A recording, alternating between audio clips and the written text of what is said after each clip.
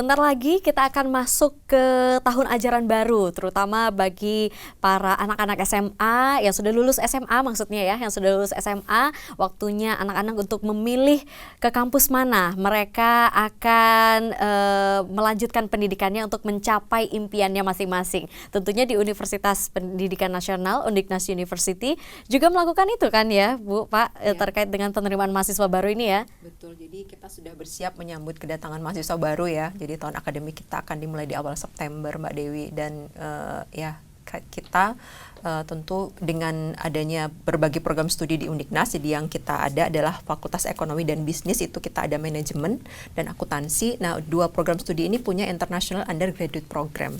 Jadi dual degree gitu ya. Jadi mereka berkesempatan belajar kurang lebih 2 tahun di Undiknas, 2 tahun di perguruan tinggi asing partner kita.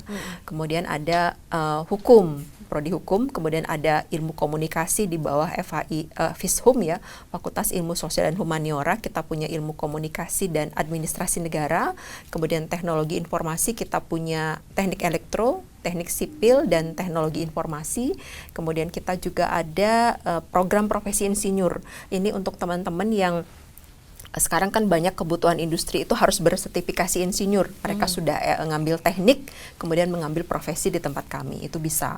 Kemudian kita punya untuk pasca juga kita ada magister manajemen, magister administrasi publik, magister hukum, dan kita juga punya doktor ilmu manajemen, ya seperti itu. Dan kita juga diberikan kepercayaan oleh pemerintah untuk melaksanakan program RPL namanya, rekognisi pembelajaran lampau. Ini juga salah satu niatan mulia ya, amanah undang-undang bahwa pembelajaran itu sepanjang hayat. Jadi teman-teman yang putus kuliah karena alasan tidak bisa mengatur waktu, karena alasan ekonomi putus kuliah. Nah, kemudian mereka bisa melanjutkan perkuliahannya di Undiknas dengan proses dan tahapan yang sangat jelas, dengan proses dan tahapan yang terjaga legalitas formalnya, karena kami selalu melaporkannya lewat PDDikti seperti itu.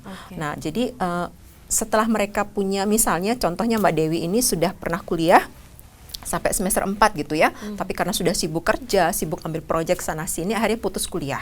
Kemudian Mbak Dewi mau lanjut lagi, datang ke Undiknas, misalnya teknik gitu ya, dia sudah sempat kerja di kontraktor, dia balik lagi pengen kuliah, pengalaman kerja dia itu kita rekognisi, ditambahkan, digabungkan dengan transkrip mata kuliahnya. Itu dinilai nanti berapa yang diakui, sisanya baru ditempuh dengan perkuliahan biasa. Jadi ini amanah kepada Undiknas untuk memberikan kesempatan belajar sepanjang hayat kepada masyarakat luas. Seperti Baiklah, itu. Luar biasa sekali loh itu ya. Banyak mungkin masyarakat di luar sana yang punya kendala terhadap perkuliahan gitu ya. Jadi bisa melanjutkan perkuliahannya di Undiknas University ini. Dan juga tadi jurusan-jurusan atau program studi yang sudah disebutkan tadi, tentunya ini ngeling dengan program Merdeka Belajar ini kan ya. Kita balik lagi nih ke bahasan program Merdeka Belajar ini. Benar ya, berarti ngeling ya, cocok ya? Iya betul, dan sekarang ini jadi seperti yang Prof tadi sampaikan ya, nggak usah takut gitu memilih program studi hukum, ternyata juga bisa belajar teknologi gitu. Saya simulasikanlah simpelnya, mahasiswa yang memilih program studi ilmu komunikasi lah yang dekat dengan Mbak Dewi itu ya, ilmu komunikasi, program pengkhususannya adalah jurnalis.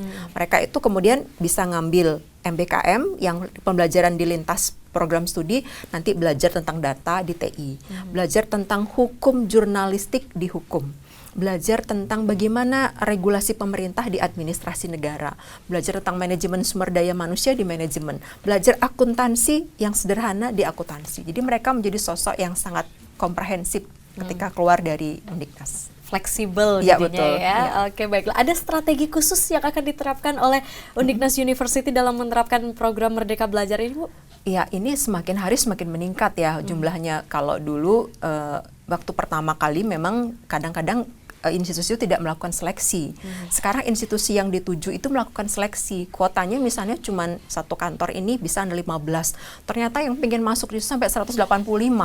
Ini tugas kita untuk menseleksi, double saring kadang-kadang, double penyaringan. Jadi sudah semakin ketat sekarang persaingannya, karena semua menginginkan kalau sudah start di sini ada kemungkinan bisa dilanjutkan bekerja di situ. Di perbankan juga seperti itu. Oke, berarti dipakein kuota seperti itu ya? Iya, sekarang mulai. Baiklah, ya siap. Nah, saya juga mau ngobrol-ngobrol sama Profnya nih, Baik. beralih ke Prof. Sri Subawa dulu ya, terkait dengan ukuran kesuksesan dari mahasiswa yang melakukan program Merdeka Belajar selama 6 bulan ini. Ukuran kesuksesannya atau apa, Prof? Iya, baik. Ketika kami mencermati hasil riset ya yang dilakukan oleh beberapa peneliti bahwa kesuksesan seseorang disebabkan bukan karena IPK-nya tinggi. IPK itu urutannya ke 20 sekian. Tetapi ketika dicermati, kesuksesan seseorang ini didasarkan pada kemampuan soft skill-nya yang tidak didapatkan mereka di bangku kuliah, Bangku kuliah. di dunia kampus, tidak. Ternyata soft skill itu mereka dapatkan di tempat industri. Nah, dengan adanya Merdeka Belajar, tentu mereka bisa mendapatkan pembelajaran soft skill ini di dunia usaha dan dunia industri. Dan saya kira ini link and match ya. Mereka belajar hard skill itu di kampus dengan modul-modul yang disiapkan oleh kampus. Lalu mereka belajar soft skillnya di dunia usaha dan dunia industri, tentu sangat match. Dan mudah-mudahan ya, lalu mahasiswa kami yang belajar Merdeka Belajar dan sukses untuk di dunia usaha maupun dunia industri dengan mengikuti kegiatan Merdeka Belajar ini. Ini salah satu kunci keberhasilan para lulusan kami di Unnas University.